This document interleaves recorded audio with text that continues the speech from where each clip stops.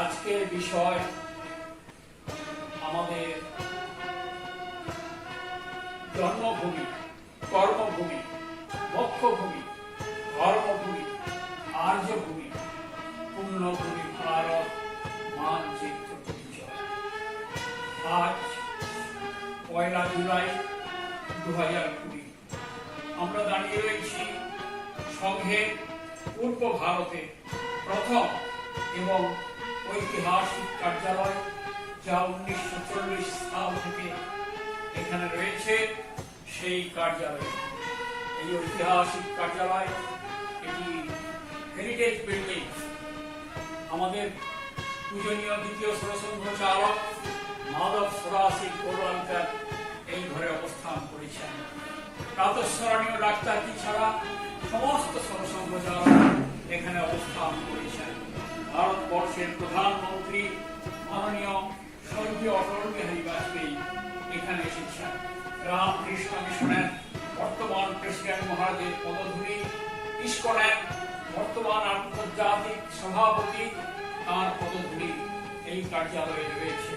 এই কার্যালয়ে 1947 সালের আগে 40 থেকে 47 পর্যন্ত অখণ্ড ভারতের বৈঠক হয়েছে। বর্তমান বাংলাদেশের বিভিন্ন জেলা থেকে হিন্দুদের সমস্যা নিয়ে পূজনীয় গুরুজি এইখানে আলোচনা করেছেন। ওই কার্যালয়ে ঐতিহাসিক সভাগৃহে আমার ঠিক পেছনেই দেখতে পাচ্ছেন একটি অখণ্ড ভারতের বিশাল মানচিত্র। এই মানচিত্র বিষয়ে আজকে আমরা কিছুক্ষণ আলোচনা করব। এই অনুষ্ঠানের সার্বিক সহায়তা দিয়েছেন শ্রী সঞ্জয় দা, শারীরিক বিভাগে প্রাদেশিক কার্যকর্তা। এখন বিষয় শুরু করছি। আজকের বিষয় পুণ্যভূমি, অখণ্ড ভারত।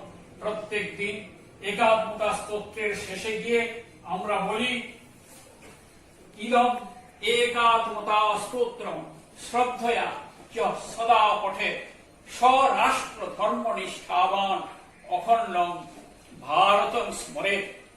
আসুন, এই যে আমাদের প্রাণপ্রিয় ভারতবর্ষ, আমাদের মাতৃভূমি, হিন্দু ভূমি, মোক্ষভূমি, দেবভূমি, যাকে আমরা জানি ভারতবর্ষ হিসাবে, হিন্দুস্থান হিসাবে, আর্যাবর্ত হিসাবে, জম্বুদ্বীপ হিসাবে, সেই প্রাণপ্রিয় মাতৃভূমি, পুণ্যভূমি, অখণ্ড ভারতের কায়িক পরিচয় আমরা আজকে জানার চেষ্টা করি। যে ভারতবর্ষকে আমাদের প্রাণপ্রিয় শ্রীরামচন্দ্র বলেছেন, জননী জন্মভূমিশ্চ স্বর্গাদপি গরীয়সী।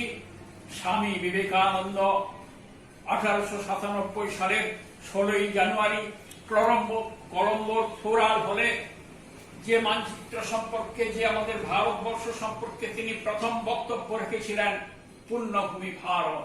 দ্বিজেন্দ্রলাল রায়, যাকে বলেছেন সকল দেশের সেরা, বঙ্কিমচন্দ্র চট্টোপাধ্যায় যে ভারতবর্ষকে বর্ণনা করেছেন, তং হি দুর্গা দশপ্রহরণ ধারিণী কমলা কমলদল বিহারিণী বাণী বিদ্যাদায়িনী নমামি ত্বম। এই হিসাবে শ্রী অরবিন্দ যে ভারতবর্ষকে বলেছেন, অন্য লোকের স্বদেশকে একটা জড় পদার্থ, কতকগুলো মাঠ ক্ষেত্র বন পর্বত নদী বলিয়া জানায়, আমি স্বদেশকে সাক্ষাৎ দেবী চিন্ময়ী হিসেবে জানি। সেই ভারতবর্ষের কায়িক পরিচয়, মানচিত্রের পরিচয় আমরা সামান্য সময়ে করার চেষ্টা করছি। এটি আমাদের একটি প্রচেষ্টা কার্যক্রম।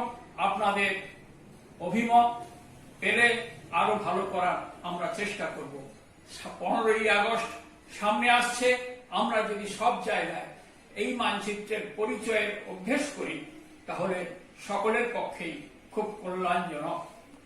আসুন, আমরা একাত্মতা স্তোত্রে বর্ণিত ভারতবর্ষের পরিচয়ের আগে দুটি গান, যে গানের মধ্যে ভারতবর্ষের পরিচয় ব্যক্ত হয়েছে, সেই দুটো গান দিয়েই আমাদের মানচিত্র পরিচয়ের অনুষ্ঠান শুরু করি। একটি গান হচ্ছে বন্দে জননী ভারতবর্ষ, গরিমা তোমার বিশ্বময়, স্বর্গাদপি গরীয় সীমা, ভুবন ভরিয়া তোমার জয়।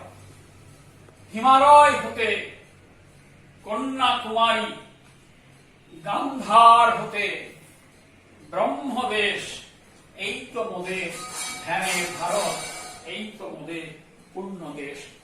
আরেকটি গানও আমরা খুবই করে থাকি, উত্তাল তরঙ্গ বেষ্টিত বক্ষে, দক্ষিণায় জলধি নাহি ভয়, দুবাহু প্রসারী অতন্দ্র প্রহরী, উত্তরে দাঁড়িয়ে হিমালয়। পশ্চিমে গান্ধার ভারতের অঙ্গ, ব্রহ্ম দেশ পূর্বে অখণ্ড ভারতে, সকলের সাথে আমাদের হবে জয়, হবে জয়। আসুন এবার একাদ মুখাস্তোত্রে বর্ণিত ভারত মায়ের পরিচয়, বিশেষ করে পাহাড় পর্বত, নদ নদী এবং সপ্তদশ তীর্থক্ষেত্রের পরিচয়টা জানার চেষ্টা করি। এখানে রয়েছে একাদ মুখাস্তোত্রের সপ্তম শ্লোকে, মহেন্দ্র মলয়স্য দেবতাত্মা হিমালয়, ধেয় রৈবতকো বিন্ধ গিরিশ্চারা বলিস্তথা। এবার এইগুলোর অবস্থান জানার একটু চেষ্টা করি।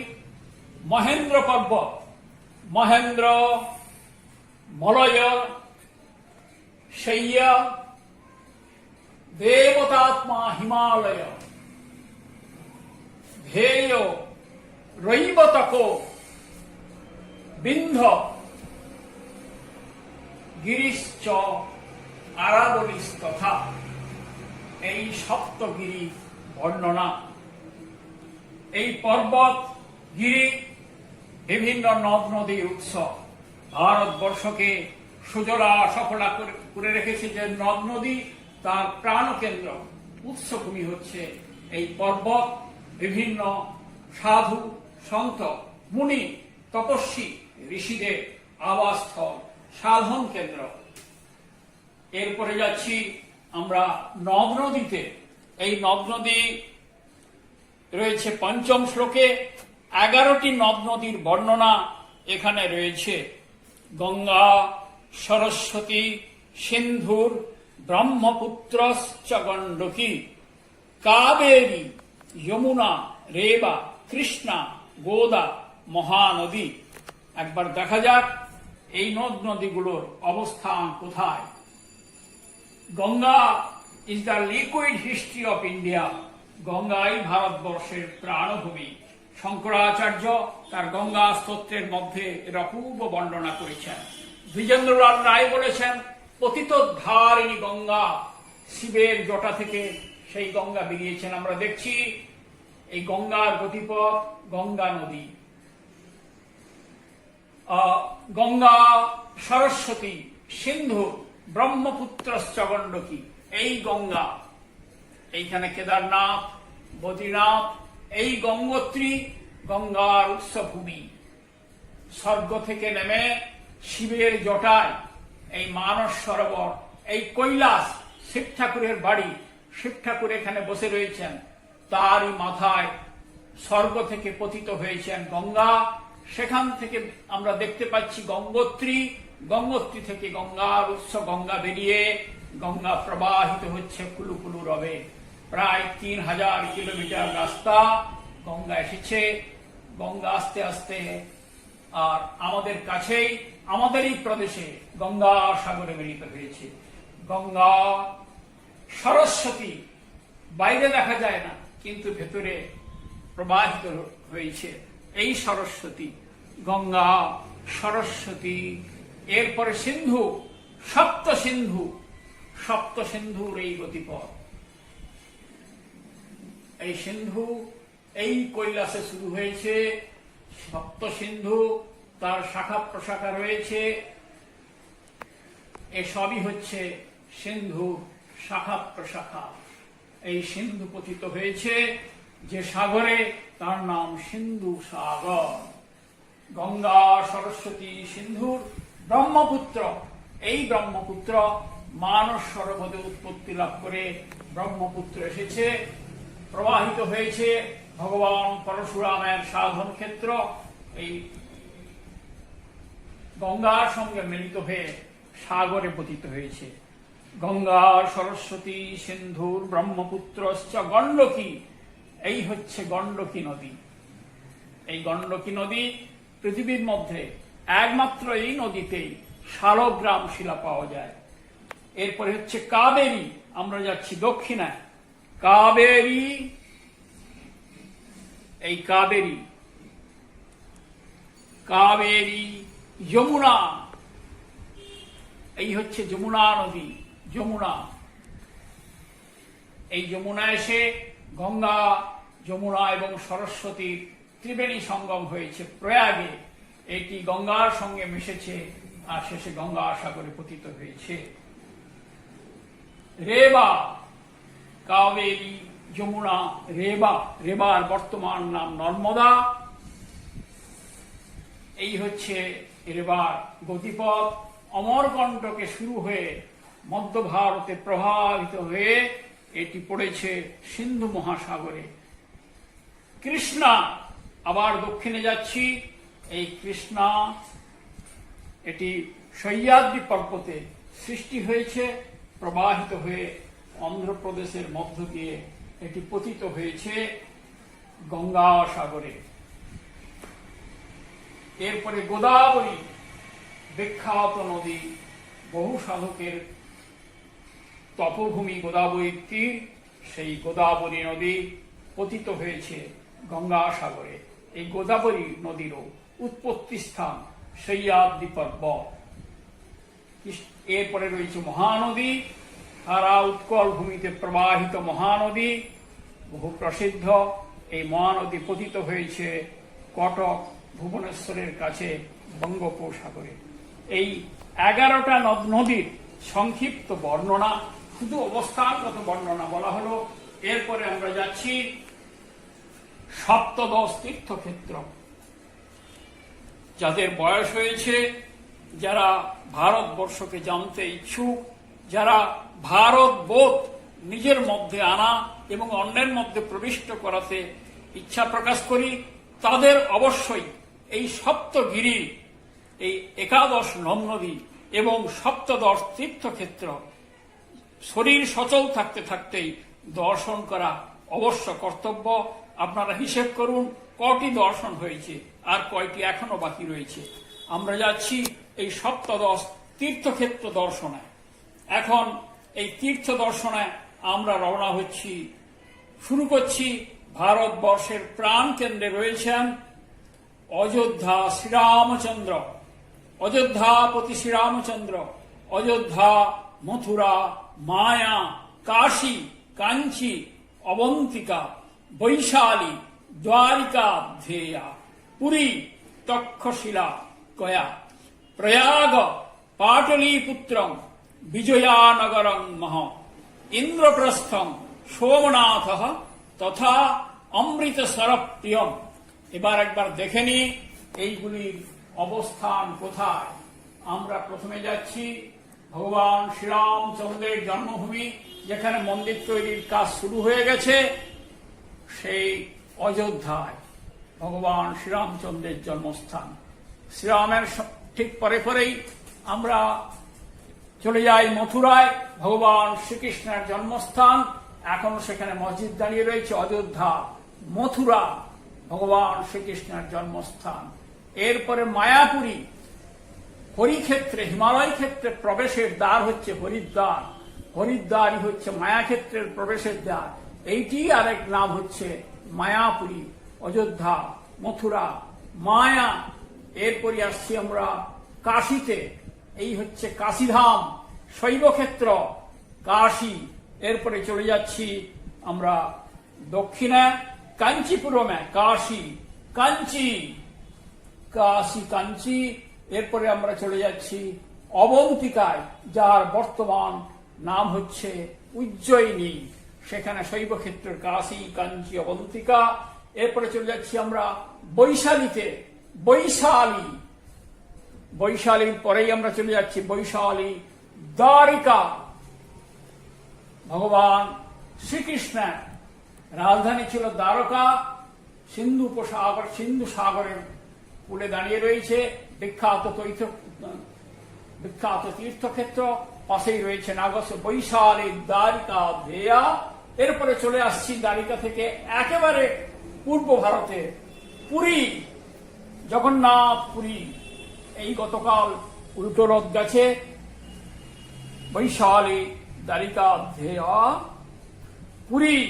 এরপরে চলে যাচ্ছি আবার পশ্চিম ভারতে, সেই বিখ্যাত তীর্থক্ষেত্র, পশ্চিম ভারতে সেই বিখ্যাত তীর্থক্ষেত্র, বিশ্বের প্রথম মেডিকেল কলেজ, চিকিৎসা বিশ্ববিদ্যালয়, যেখানে জীবক, সুশ্রুত, চরক যেখানকার আচার্য ছিলেন, সেই তক্ষশিলায়, পুরী তক্ষশিলা গয়া, পিতৃপুরুষের শ্রাদ্ধ দেওয়ার জন্য সমস্ত হিন্দুরা যেখানে যাওয়ার জন্য উৎসুক থাকেন, পুরী তক্ষশিলা গয়া। এরপরে চলে যাচ্ছি প্রয়াগ, ত্রিবেণী সঙ্গম, গঙ্গা, যমুনা এবং লুপ্ত সরস্বতীর সংযোগস্থল প্রয়াগ। পাটলিপুত্র, পাশেই রয়েছে, যার নাম পাটনা, গুরু গোবিন্দ সিংহের জন্মস্থান, সে তারই নাম হচ্ছে পাটলিপুত্র, প্রয়াগং পাটলিপুত্রম। এরপরে চলে যাচ্ছি আবার আমরা অনেকটা দূরে, একেবারে দক্ষিণ ভারতে চলে যাচ্ছি। দক্ষিণ ভারতে আমরা যাচ্ছি বিজয়নগর সাম্রাজ্য, যেখানে ভারতবর্ষের গৈরিক পতাকা চিরকাল উড্ডীয়মান থেকেছে, কখনোই পরাজয় স্বীকার করেনি, সেই বিজয়নগরে। এরপরে যাচ্ছি ভারতবর্ষের দীর্ঘকালের রাজধানী ইন্দ্রপ্রস্থম সোমনাথ, ইন্দ্রপ্রস্থ যার কাছেই রয়েছে দিল্লি, সেই ইন্দ্রপ্রস্থে যাচ্ছি, ইন্দ্রপ্রস্থ দিল্লি। এরপরে আমরা চলে যাচ্ছি ইন্দ্রপ্রস্থম সোমনাথ, বিখ্যাত শৈবক্ষেত্র, গুজরাটে রয়েছে, সিন্ধু সাগরের তীরে। ইন্দ্রপ্রস্থম সোমনাথ তথা অমৃতসর প্রিয়ম, সেই বিখ্যাত অমৃতসর, যেখানে বহু ইতিহাস, বহু ঘটনা ঘটেছে। সেই অমৃতসরে আমাদের সপ্ত তীর্থের আমরা সমাপ্ত করছি আমাদের যাত্রা। আসুন এই সপ্ত তীর্থক্ষেত্রে ইহ জীবনে চর্মচক্ষুতেই আমরা ঘুরে দেখার প্রতিজ্ঞা গ্রহণ করি। সেই সঙ্গে সঙ্গে এ তো শুধুমাত্র প্রত্যক্ষ দেখানো হলো, বাকিগুলো আজকে স্বল্প সময়ে দেখানোর অবকাশ নাই, কিন্তু এগুলো আমাদের জানতে হবে, অভ্যেস করতে হবে। কোন কোন জিনিসগুলো অভ্যেস করতে হবে? ভারতবর্ষ শিবের দেশ, দ্বাদশ জ্যোতির্লিঙ্গের দেশ। এই দেখুন ভোলে বাবা রয়েছেন, চারিদিকে 12টি স্বয়ম্ভু শিব মন্দির। একটি শ্লোকের মধ্যে এটিকে দেখানো হয়েছে মানচিত্রে, একে বলা হয় দ্বাদশ জ্যোতির্লিঙ্গ। সৌরাষ্ট্রে সোমনাথঞ্চ, শ্রীশৈলে মল্লিকার্জুন, উজ্জয়িন্যাং মহাকালম, ওঙ্কারম অমলেশ্বরে, পরল্লাং বৈদ্যনাথঞ্চ, ডাকিন্নাং ভীমশঙ্করম, সেতুবন্ধে তুরামেশং, নাগেশং দারুকাবনে, বারাণস্যাং তু বিশ্বেশং, ত্রম্বকং গৌতমী তটে, হিমালয়ে তু কেদারম, কৃষ্ণে সংচ শিবালয়ে। এতানি জ্যোতির্লিঙ্গানি স্বয়ং প্রাতঃ পঠেন্নর, সপ্ত জন্ম কৃতম পাপম শরণেন বিনশ্যতি। এইভাবে আমরা 52 পীঠের মুখ্য দ্বাদশ দেবী বিগ্রহ, এগুলো মানচিত্রে কোথায় ওদের অবস্থান অখণ্ড ভারতে আমাদের খুঁজে বের করতে হবে। মুখ্য 4 ধাম, উত্তরে বদ্রীনারায়ণ, পশ্চিমে দ্বারকা, পূর্বে পুরী এবং দক্ষিণে রামেশ্বর। কোথায় এদের অবস্থান আমাদের খুঁজে বের করতে হবে, চিনতে হবে, চেনাতে হবে।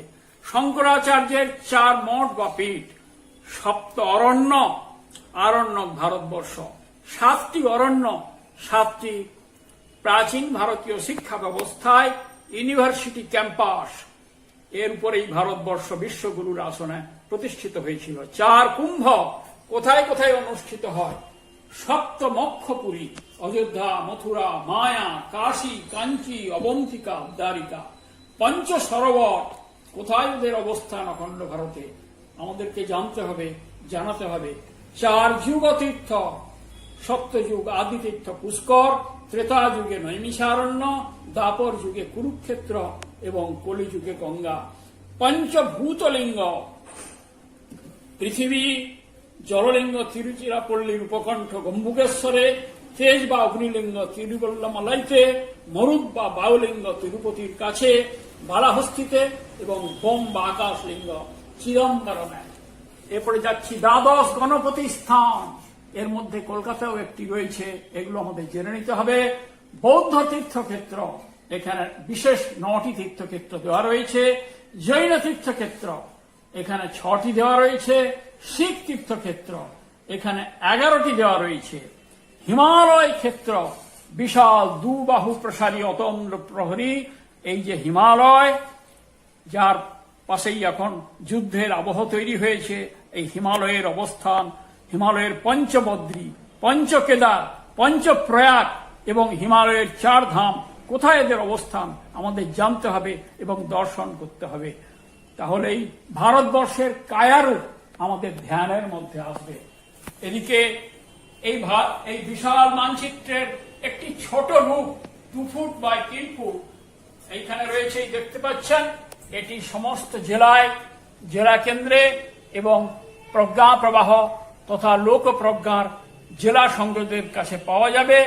এই বড় মানচিত্রে যা রয়েছে এখানে সবটাই রয়েছে, সেই সঙ্গে অতিরিক্ত রয়েছে এক নজরে অখণ্ড ভারত। ভারতবর্ষ বিশাল হিমালয় পরিবার, যার আয়তন কি বিশাল ছিল দেখতে পাচ্ছেন, 65,16,784 বর্গ কিলোমিটার। কিন্তু বর্তমান ভারতে রয়েছে মাত্র ঠিক তার অর্ধেক, 32,87,551 বর্গ কিলোমিটার। এইখানে 9খানা টুকরো হয়ে গেছে। কোন অংশ, কোন দেশ, কত বর্গ কিলোমিটার, কোন সালে বেরিয়ে গেছে, এখানে তার বিস্তৃত বর্ণনা রয়েছে। সামনে থাকা উচিত আমরা যেন ঘুম থেকে উঠলেই এই ভারতবর্ষের মানচিত্রের উপরে আমাদের চোখ পড়ে, আবার যখন ঘুমাতে যাব তখন যেন এই মানচিত্রের দিকে তাকিয়ে আমরা চোখ বন্ধ করি। দ্বিজেন্দ্রলাল রায় কয়েকদিন পরে যার জন্মদিন, তো সেই দ্বিজেন্দ্রলাল রায় তার বিখ্যাত কবিতা সকল দেশের সেরা, 5ম শ্রেণীতে উঠলে আমরা বাংলা বইয়ের প্রথম পাতা খুললে যার কবিতা দেখতে পাই, যেখানে ভারতবর্ষের সঙ্গে তিনি আমাদের পরিচয় করিয়েছেন। ডাক্তারজি খুবই প্রিয় গান, সঙ্গে বহুল প্রচলিত সকলের ভালোবাসা প্রাণের গান। সেই গানের শেষ স্তবকে সেখানে বলা হয়েছে যে ভাইয়ের মায়ের এত স্নেহ কোথায় গেলে পাবে কেহ। আবার বলা রয়েছে আমার এই দেশেতেই জন্ম, যেন এই দেশেতেই মরি। সুতরাং এই অখণ্ড ভারত, পুণ্যভূমি ভারত, সাংস্কৃতিক ভারত, আর্যভূমি ভারত, রামের ভারত, কৃষ্ণের ভারত, শৈব ভারত, জৈন ভারত, বৌদ্ধ ভারত, শিখ ভারত, আমাদের সকলের প্রাণের ভারতবর্ষ। তাকে আমরা ভালো করে জানার চেষ্টা করি এবং এই ভারতবর্ষকে ভুলে দেওয়ার যে অপচেষ্টা সারা ভারতবর্ষে তথা পৃথিবীব্যাপী চলছে, আমরা যেন ঠিক তার উল্টোটা করি। এই ভারতবর্ষকে, আমাদের মাকে গভীরভাবে জানার চেষ্টা করি। প্রত্যেক বাড়িতে এই মানচিত্র থাকুক এবং আমাদের পরবর্তী প্রজন্মকে ভালো করে কেন ভারতবর্ষ পৃথিবীর মধ্যে সকল দেশের সেরা, ভারতবর্ষ কি করে জগৎ সভায় শ্রেষ্ঠ আসনে অলঙ্কৃত হবে। স্বামী বিবেকানন্দ 3 বছর বিশ্ব পরিক্রমা করার পরে 1897 সালে অখণ্ড ভারতের শ্রীলঙ্কা কলম্বোতে 16 জানুয়ারি তার বিখ্যাত প্রথম ভাষণে বলেছিলেন, পৃথিবীর মধ্যে যদি এমন কোন দেশ থেকে থাকে যাকে পুণ্যভূমি নামে বিশেষিত করা যেতে পারে, তাহলে নিশ্চিত করে বলতে পারি সে আমাদের মাতৃভূমি। এই ভারতবর্ষ কেন বলেছিলেন এইটি আমাদের উপলব্ধি করতে হবে। এই কথাগুলো আমি যা যা বললাম ভালো করে পড়ার জন্য, উপলব্ধি করার জন্য 3টি বই, এক হচ্ছে ভারত প্রসঙ্গ 1, পুণ্যভূমি ভারত, এইটির মধ্যে ভারতবর্ষের সাংস্কৃতিক বর্ণনা রয়েছে। দ্বিতীয় বই হচ্ছে ভারত প্রসঙ্গ 2, অখণ্ড ভারত। বিশাল ভারতবর্ষ কিভাবে খণ্ডিত হতে হতে অর্ধেক হয়ে গেছে, তার সমস্ত কাহিনী কি করে সেটা ফিরে আসবে এর মধ্যে বলা রয়েছে। তৃতীয় হচ্ছে ভারত প্রসঙ্গ 3, জাগো ভারত। সেখানে বলা রয়েছে বলো বলো বলো সবে, শত বিনা বেনু রবে, ভারত আবার জগৎ সভায় শ্রেষ্ঠ আসন লবে। কিভাবে লবে, আমাদের ভূমিকা কি কি আমাদের করতে হবে, এই বইটির মধ্যে বলা রয়েছে। সুতরাং এই ভারতবর্ষকে আমরা হৃদয়ে গ্রহণ করি, আমরা অনুশীলন শুরু করি। 15ই আগস্ট আসছে, সব জেলাতে লোক প্রজ্ঞা সংযোজকদের কাছে এই মানচিত্র এবং বই পাওয়া যাবে। এটিকে নিয়ে আমাদের অনুশীলন শুরু হোক এবং 15ই আগস্টে এটি আমরা সবাই সমস্ত জায়গায় ব্যক্ত করি। এই সবার কাছে আমার স্বনির্বন্ধ আবেদন। এই ছোট্ট প্রচেষ্টা আজকে নেওয়া হলো। আপনাদের মতামত আপনারা জানাবেন। পরবর্তীকালে এই বিষয়ে আরো ভালো কিছু করার চেষ্টা আমরা করব। সকলকে সশ্রদ্ধ নমস্কার। ভারত